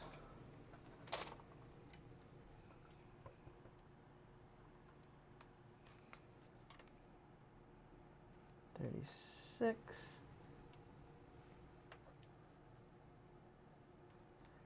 36. I think I'm also not going to do the little... There's like a compensator on the end of this. Like a little flared thing to the barrel. I think I'm going to skip that too. Because that makes it look like cartoony. Oh, yeah, it gives it like a steampunky... Yeah. It's got some major Baron von Munchausen vibes. 35. Which I guess a lot of this army does. Major source of inspiration was Terry Gilliam's the animation work of Monty Python and the Holy Grail. Or just Monty Python in general, right? Yeah. Yeah, so I'm going to put these on, and then I'm going to... There's a square hole. I'm going to drill it out. Make it a circle. So here, maybe I'll show Chad in a second. All right, I just got to the part where it's Sky Wardens. We're closing the poll. Fremen have won. Just like in real life. Yeah, just and like what I mean by that is the book. the book, yeah. Okay. All right. Okay. Here's a little... Oh. What guns am I supposed to give these guys? Does it kind of not matter anymore? Oh, You're doing Sky Wardens, right? yeah. This is not what you want? Yes. Okay. I guess you can give one the volley gun, and then the rest... I forget how... Let's look it up, how it works. I think they showed off some unit. I don't know if it's these guys. I think these all got turned into one, I believe, but you should look it up, yeah. Okay, Warhammer Community.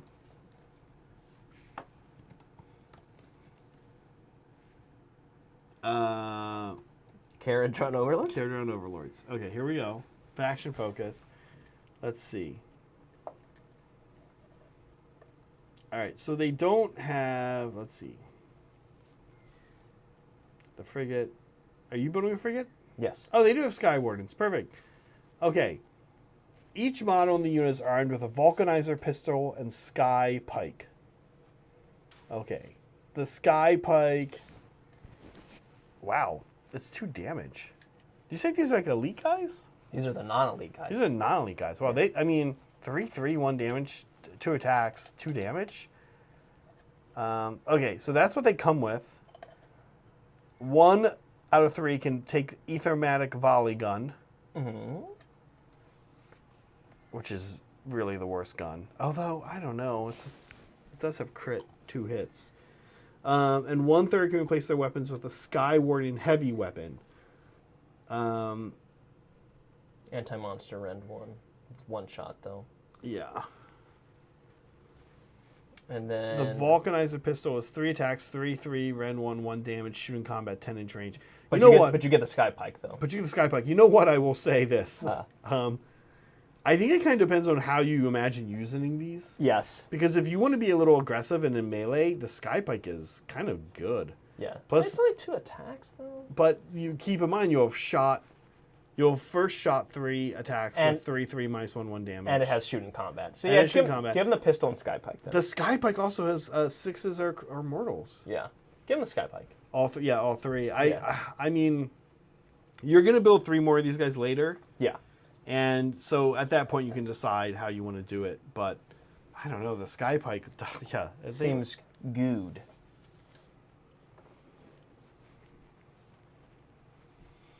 Good question, Ty and Elijah. Yeah, Brad and I were chatting a bit about this today. Are these all just going to be coming out sometime soon, in the next couple weeks, all at once? How's this going to work? I would imagine it's the same as 40K. And how did that work? Where they released all the indexes and they released codexes a couple, I think, 2 months after? Sure, yeah. But did they release all of them before the game? Oh, the index. Oh, yeah, that's a good question. Actually, I don't recall. I thought they released the box first. I thought. They kind of mentioned that as well. So, yeah, I don't know. I'm kind of curious about how they're going to do this. They said all indexes come out the same day as digital download. Sweet. Exciting times. Ty says indexes are spread across like a week for 10th. Oh. Oh, you know what? I could put all these bubbles together, and they almost like, They're all they can all go with each other. well, they like drop in, Yeah. so you won't lose them.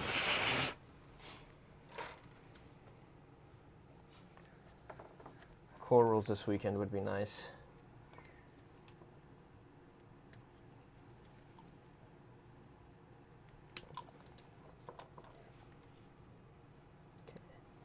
Okay, pretty soon here we're gonna do some fan stuff.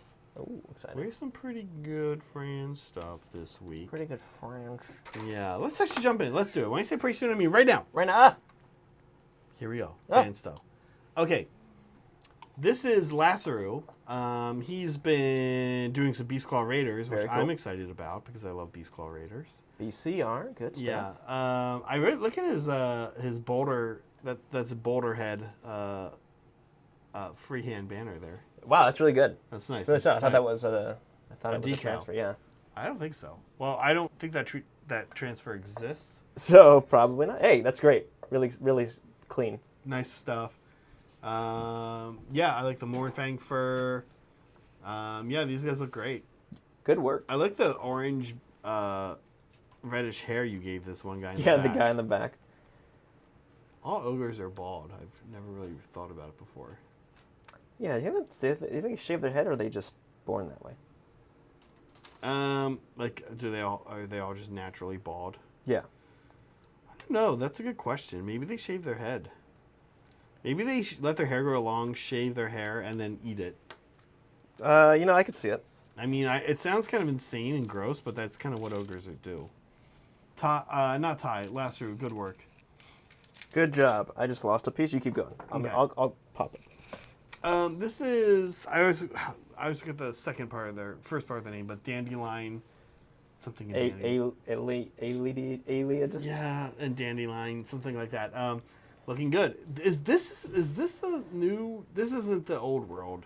Unicorn lady. Don't right? think so because I think she's sitting side. She's like sitting side. So I don't know if she has a sword either.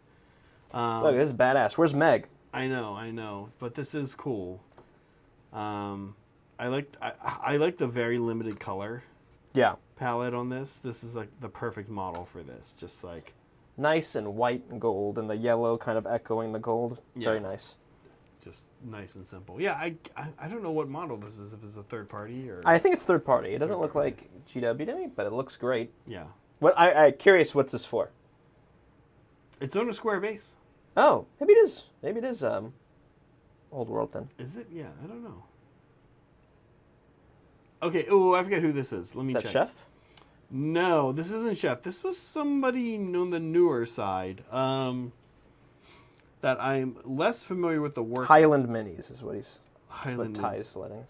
Okay. Let me. Where did this go here? Yeah, probably a stand-in for that model. We thought it was. Okay. Gut was this user's name. Gut. Yeah. Thanks, Gut. Yeah. Did you notice the little Nurglings have snowballs? Snowballs, yeah. Yeah. It's so good. Yeah, I actually didn't notice that until just now. Yeah, it's super when funny. I picked it earlier, I was just picking it based on I thought it looked pretty good. But yeah, they all have little snowballs. That's like amazing. Yeah, very funny. That's great. Great stuff. Great stuff. Yeah, really nice. Also, that one looks like he's barfing in the top right. Oh, yeah. Great job. All right. This guy. Philippe, you're about to get banned. I know, Filippo. Filippo, you're about to get banned. We're going to ban Filippo. You and Tim are about to get banned. Yeah, Tim got banned for this.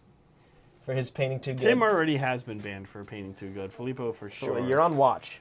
Yeah. You're on notice. You're on... Yeah, you... This is amazing. I love it. Yeah. So he's got like 4 or 5 shots of this in the Discord. Check him out, because one of them is a close-up of the orc itself. Yeah. Which, I'll be honest with you, I think might be... Seeing the close-up, I'd be curious... Hard to, and almost pointless to make what's the best part of this model, but go in and check out the close-up of the orc. I would encourage it because it looks crazy good. Yeah. He got like a really good close-up picture of it. Yeah, this looks great. Good job. Yeah, really cool. Fitting for today, yeah. Fitting for today. We did the Iron Jaws Day today. Very nice, very nice. Okay, moving on. This was... Sol? No, Jupiter. Jupiter. Yeah. And what we really liked about this Jupiter was that you took the pictures on a train track. You know us. So we're curious of what's going on with the train track. What's up with the trains, man? Great paint job. Great group shot. Great group shot. Kind of hard to get a good group shot of Gargants, to be honest with you. Is that the standard head on King on the big guy there? Whatever's on his head. It looks like a big crown. Is that a big crown? No, that's not. Well, I love it. Yeah, let's know what's going on with the train track, too. In all seriousness. Yeah, what's up with this? What's up? What's up with that? Is that a... Is that HO scale? Yeah. Is that HO? We know HO scale now. We went to the train store. Is that store. HO scale? I think it looks like HO. We don't know HO scale. It looks like HO to me. You think that's HO? I think so. All right. Let me know. Maybe O scale. Is that O scale is too big, right? Well, these are Gargants though, so you put everything back into perspective. It might be O scale. Okay. Thanks. It looks great.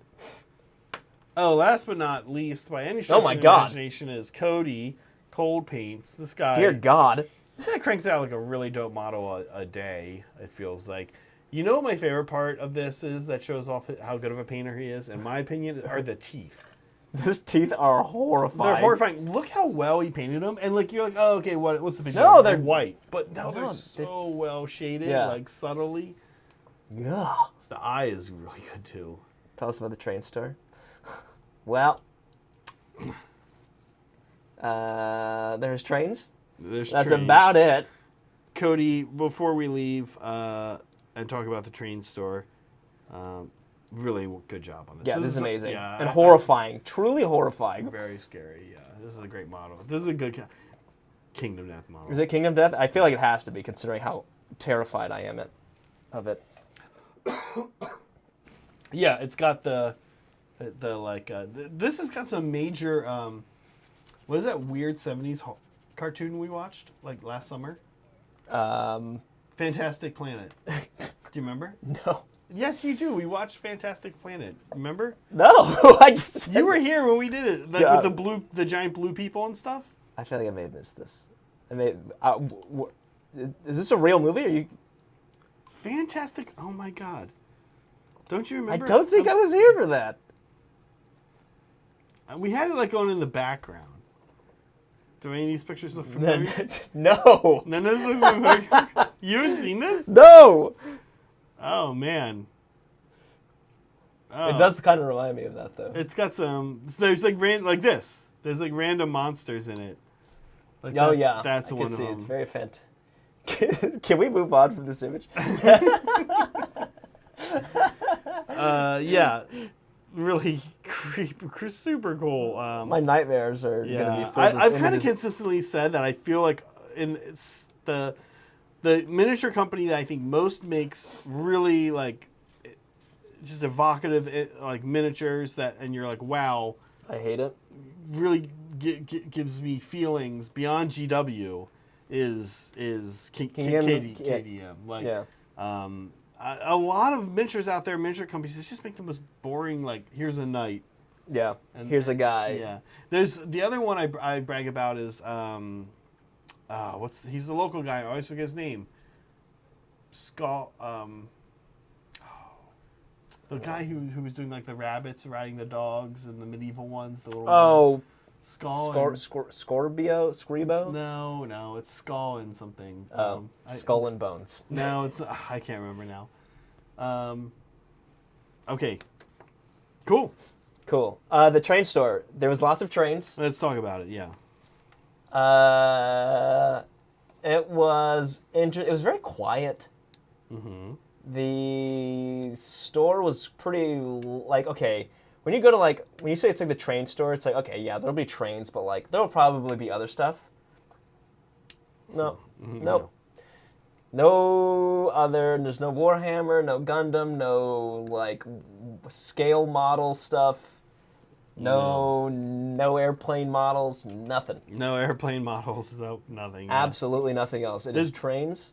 There might be a train transporting an airplane if the airplane's wings were disassembled and was put inside of it, but we didn't see that. That's not true, actually. There was one other model. It was a UFO, and weirdly, I remember it looked just like this. I swear to God. There's a UFO. There was a UFO model in there. I don't know what it was for or what it was related to, but it was definitely on the shelf there. Okay. Other than that, just a lot of trains. Yeah. It's so the train store is interesting because I lived near this train store, and you know the thing is that yes, okay, a lot of us order stuff online because we know that it won't be at a store, we can't get it, but it's really convenient to have the train store. Like I get typically my Tamiya paints over there, not paints, my the glues and stuff.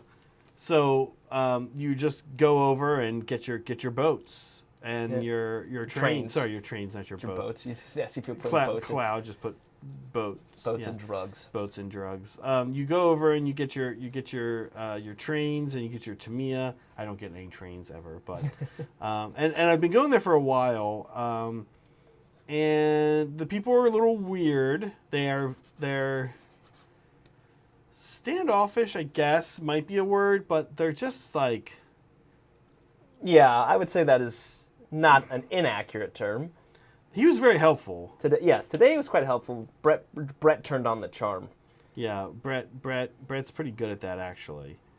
We have this thing, Leah, Megan, Brett, and I, where the four of us, whenever we go out somewhere, we all kind of know our roles. And that's often Brett's role. Yeah, if somebody needs to get yelled at, that's me. But if someone just needs to be asked some helpful questions, or like we need some helpful answers from a nice person, that's usually Brett. Yeah. So he's good at that. So he did that. Oh, look, I get the fun job of being the person who poses all of these for you. Pose them good. Pose them so they will never fit into a carrying case. Yay. No, Brett is sort of our bard, I think, in that regard. Yes, the bard of the party. Yeah, he's pretty good at that. It's weird. You wouldn't think of Brett as the bard, but that's what he does. I just get too annoyed.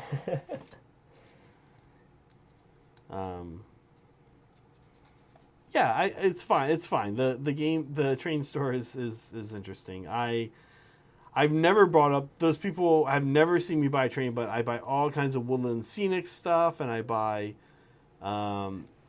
Tamiya, and I buy different products from them.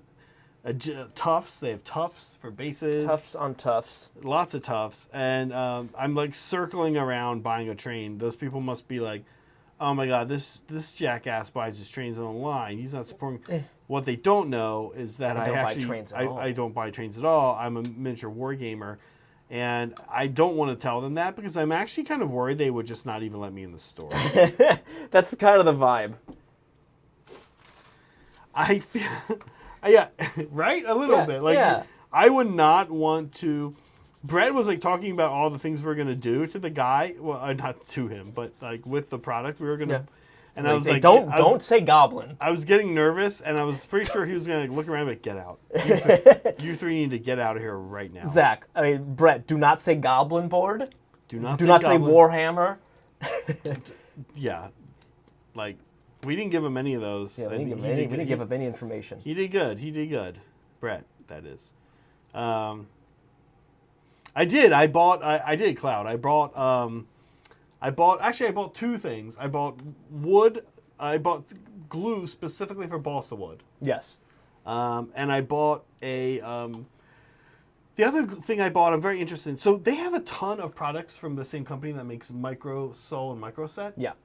And they all come in the same little container. They look exactly the same. And they all do like something weird, and you're like, oh, do I need that? Do I need that? I don't think so, but I'm gonna buy it anyway. So the one I bought. So like, okay, Saray, are you gonna put the sand? You're gonna, because it's sand, so you're fine with it going up over their feet and stuff. A little bit, yeah. But what I tend to do is I glue guys to a base. Mm-hmm. I've talked about this many a time. Crappily. Yes. And then I use this glue right here.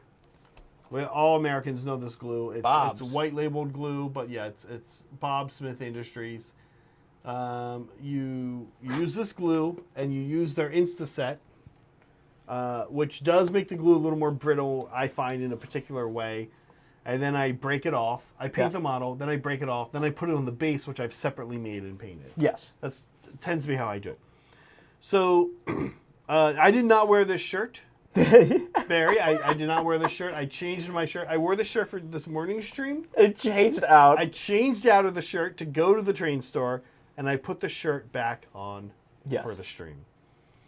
Anyway, I bought this stuff from the Microsoft Microset company that is literally designed to do what I use it for, what I currently use the super glue for. It's called like a I forget what they call it, a liquid tape, like sticky. It's like not especially adhesive, but it's kind of adhesive, and it says stuff comes off of it easily. Yes. So I'm very excited to try this out instead of my super glue thing, because every now and then I'll do the super glue thing. I'm going like, cool, free goat steel helm, pop you off. Next one, free goat steel helm, pop you off. Next one, and then like it's not coming off, and I have to take my pliers and I have to cut around the whole base. Yeah. Destroy the base, which is kind of okay. Then I take them and have to shave off the chunk that is like every now and then it just sets like crazy. I don't know like what causes it, but I'm hoping this stuff will prevent that. Can you do me a favor? Mm-hmm. Can you look at the Warcom article and look up the difference between these two weapons? I feel like I remember seeing the harpoon is like much better now, as opposed to the great Kenon. On the frigate? Yeah. Again, no one cares. No one's gonna know. No one's gonna if I say it's a great cannon, you guys better not. Sky cannon or sky hook are your options. Yeah. Both 24-inch range, 2 shots, hit on 4. Cannon wounds on 2. Sky hook wounds on 3. 2 damage. Or 2 rend. Sky cannon D3+1. Sky hook D6. But the sky hook has anti-monster. Rend 1, so that'd be Rend 3. And is there anything else that comes with them? I think the sky hook does also do something. Ether shot carbines. No, I don't think so. I thought it did. Sky hooks. There's something about sky hooks, I swear. Maybe it was the little guys that have something. What do you think? I feel like Sky Cannon's maybe better. Sky Cannon I think is better. Yeah. It's the anti-monster Rend thing. Rend 3. It's D6. I'd rather have D3+1. I think Rending on 2 is what I would rather have. Wounding on 2? Yeah. Yeah. Because I would definitely roll a 1 on the heavy Skyhook. Wow, the Ether shot carbines are kind of no joke. Oh, there's only 4 of them, though. Yeah. And I think you can put those on the little Thunderers or whatever, and they're, like, fine. All right. This army is interesting. It's actually not a lot of dice that you're going to be rolling. No. But the attacks seem pretty high quality. It's a mix of 40k Train Yard. We talked about that. Yeah. It's an army that's always working in every. Well, I guess they don't really work in the magic phase, so. But they're always kind of doing something. Yeah, I kind of like them. I like the weapons look like. Yeah, like so for this giant frigate, which is like what 200 some points at least, maybe 300. Yeah, probably. In the you're getting your own 6 dice in the shooting phase. Actually, not that many. Yeah. Plus the guys inside, I guess, can shoot too. Well, they have to get out now. Oh, they have to get out for shooting. God damn it.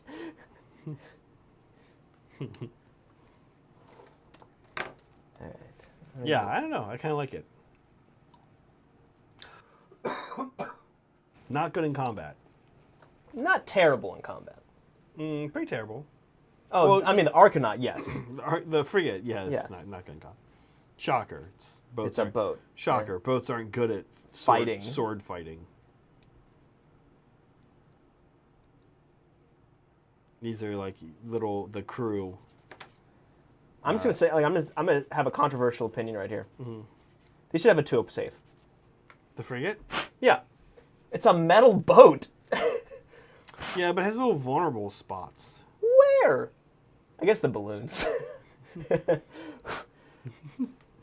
Oh yeah, right. The balloons. The balloons. Vulcanizer pistol. Where does this hose go? All right, I'm just gonna glue the cannon in, because I'm not one of those people who actually cares. All right. Maybe I'll show where we're at, because we are just about done. Oh yeah, we are. Check it out, y'all. This could be a regular boat. For now. For now, it could be a regular boat. It has no balloons yet. Here we go. Pretty stoked. And this little guy is gonna go here. Gonna hang out. Like, hey, look at my balloon head. Looking pretty good. I feel like the balloon heads are a good choice because they also kind of mirror these things. And you have all these like circular right, things, and then their helmets are also gonna be circular. See, GW should hire me.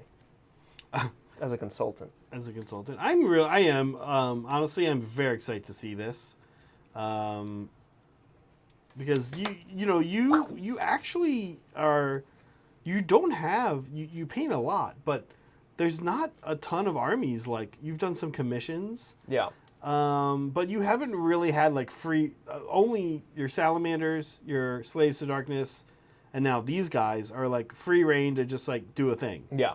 So I'm really excited to see the end result of that with these guys. And this is very much, I'm tired of painting, so I want to see how fast I can paint these up and still make it look okay. Dude, that's welcome to my world. Welcome to my world, like all the time. Yeah. You're like, you paint enough terrain and stuff, and enough like, cool, we need some more armies. Like, yeah. Yeah, this is going to look so cool. Oh man, the only thing that'd be cooler is if you set a little LED inside of all of them. Inside the little helmet, yeah, and then suddenly this quick army project takes 10 years. I know. Here's a question for you, and somebody's going to bring it up, so I'll just bring it up in advance, because you'll probably at some point do a tutorial on one of these guys or something. Have you considered, and I don't know that this is a good idea, by the way, or if it's even necessary, have you considered painting the inside of the helmet? And then just like that's the natural gloss, and it also like makes it look like it has a little bit of depth, but that almost like no, I see what you're saying. Yeah, that's not a terrible idea. I can try it, right? Because at the end of the day, if I don't like it, I'm just gonna paint over it anyway. You've met Seth. He told me to do that. Yeah. On some years ago, he like told me that trick that I had not really thought about. And I did it, and I was kind of like, okay, and I didn't, and then I tried it the other way. Yeah. And then I like gloss varnished and everything, and I kind of found like I got the same effect. Result. But I guess theoretically, this should show some thickness. Yeah. Right. Yeah, you get the depth. That's why when I do those like resin gems, it's the same idea, right? As you can see this depth. Yeah. So I might actually go in and spray the inside of these like orange. Oh, okay. Right, and then you just have this clear. Oh, they're not going to be black. Well, No, I don't care. I'm just curious. no. It's gonna. So I think it was gonna be black on the edges and a little hint of orange. Okay. Yeah. Oh, I see. Yeah, that's kind of what he was talking about. He was like, any highlighting you want to do, you need to, put that little dot down there with a brush or whatever. Yeah. The thing about it, the problem I have, we were talking about this very recently. The thing that I have issue with this is when you're combining a natural gloss with making your own with a paint effect. Yeah. Right? And if you do just paint the inside, the gloss is going to be insane. Yeah. All right. I'm gonna go put this up. Yeah. We're gonna start wrapping up. We're wrap up here. I am also just about done. I'm gluing literally the last thing. Cool. Let me see. I'm gonna pop one of these off, because I want to see what it looks like with this little thing. Okay. This guy's pretty dry. I did not glue the thing on there, but it's not super on there, but it'll stay. So here we go. Here's our little balloon boy, and then this is what it's gonna look like with this little guy, right? I'll have that. Obviously, we need to actually glue it, but Yeah, should we try my new stuff? your new. Glue, not glue. Actually, you know what? Can you hand me? Can you hand me that bag? This bag? Yeah. Maybe some putty. Is there putty around here? You just don't want to use the new. I just don't want to use it. No, you don't. I can't trust it. That's true. We have to try it. It's not a pin. All right. Is that too Yeah. little, buddy? No, that's good. Go like that. Go like this. So here's his here, let's zoom in.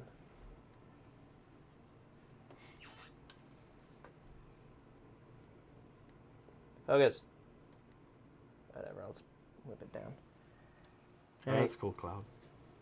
He says he's doing old world bits for his Arcanauts, mostly just the heads swapped. Then his balloon boys with Votan heads and giant green stuffed beards. Nice. Yeah, the putty doesn't really work. This putty's not working. No, it doesn't work. I don't know why you wanted it. I thought it would Did work. you think I would give you putty that worked? Yeah. Yeah, you're like, is there any putty? And I was like, I guess I'll give the putty that doesn't work. Yeah. I don't know why he wants that. Yeah, that's weird. That's a weird. And then we go like this. Oh yeah, And there's our balloon boy. dude, looks. Yeah, you should try. I'm curious of what it looks like if you do the inside, because the gloss on these, the reflection is really good. Yeah, it's very glossy. It's very good. So if you keep that is pretty dope. Oh man, these guys are gonna look so cool. Yeah, they're gonna look really cool. Excuse me. All right. Shall we start wrapping up? Let's wrap up. Hey, everybody, thank you for watching. We always thank our mandrills, of course, because you guys give the most to help our channel keep going, which we super appreciate. So thank you so much. All of these names. Yeah, thank you. Lots of people we know personally, lots of people we've met at events. Good to see you guys. Tomorrow, actually, you know what? I won't be here tomorrow. I hope. Well, I haven't heard from Brad yet. Okay, I might be here tomorrow. Yeah, we got to figure out. We're hoping we get Brad to chat Sylvaneth with us at 9 in the morning. We'll be doing our faction focus. So hopefully we'll see you then. Be kind. Until then, be kind to each other, be kind to yourselves, and always be creating. See you guys. Bye.